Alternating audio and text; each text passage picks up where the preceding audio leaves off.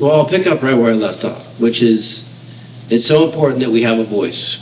That's foundational to our representative democracy, is that every place have a voice and have someone who's fighting for them. For 12 years, I've done just that. I've been in the minority. I don't have a lot of power in Sacramento, but I've hit way above my weight. And we've gotten funding for Sites Reservoir, for example, almost $1 billion worth. I worked in a bipartisan manner to ban ultra-processed food in our school lunches program.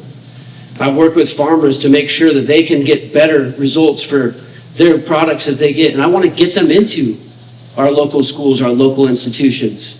We're living in a country right now, a state right now, where kids are eating bad food and we grow the best, most nutritious food in the world. That has to change. I want to work on that. Doug LaMalfa looked out for us each and every day. He went back to Washington, D.C., and what was always on his mind? You.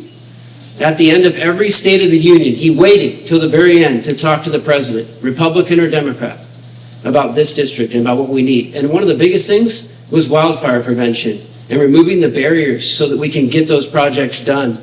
I've run that legislation for multiple years now. I don't have a lot of power, but I keep pushing for it to streamline the process so we can do more, we can increase the pace and scale of that work.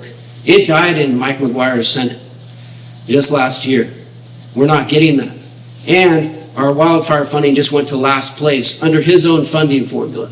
That's outrageous in a district that has been ravaged by wildfire. I've stood by victims as we've come up from the ashes.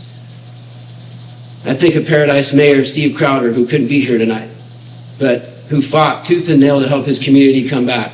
I've worked with them to help do that. Doug LaMalfa delivered $80 million to restore that water system, working across party lines. And I'm glad you brought up Glenn Medical Center. It is going to reopen.